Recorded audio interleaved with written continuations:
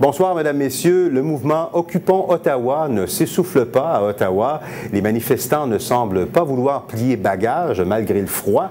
On va retrouver sur place Mathieu Lacombe. Mathieu, la Commission de la capitale nationale commence à s'impatienter, par exemple. Oui, la Commission de la capitale nationale veut reprendre le contrôle du Parc de la Confédération dans lequel on se trouve présentement. Hier, la première dirigeante de la CCN, Marie Lemay, a pris position publiquement pour la première fois à ce sujet. Et ce qu'elle est venue dire, en fait, c'est que le temps presse. Parce qu'en février de chaque année doit se tenir le traditionnel bal de neige. Et comme à chaque année, ici au Parc de la Confédération, eh bien, il y a une exposition de sculptures qui est organisée. Mais comme vous le voyez derrière moi, eh bien, il y a toujours environ une centaine de manifestants qui campent ici et ça rend l'exercice difficile selon la CCN. Mais les indignés, comme ils s'appellent eux-mêmes, de leur côté, mentionnent qu'ils ont l'intention de cohabiter avec cette exposition, un scénario que rejette la CCN.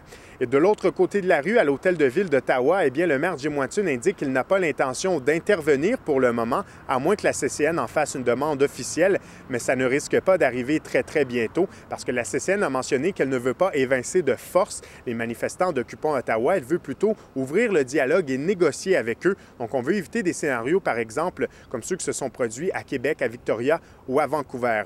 Par ailleurs, Daniel, vous savez, c'est ici, dans le Parc de la Confédération, qu'on a retrouvé hier environ 400 seringues souillées. Les manifestants disent que c'est une tactique des autorités, en fait, pour venir miner leur crédibilité dans les médias. Mais la police d'Ottawa a ouvert une enquête. Et le moins qu'on puisse dire maintenant, c'est que les indignés et la CCN sont loin d'en être arrivés à un accord. Mathieu Lacombe à Ottawa, merci.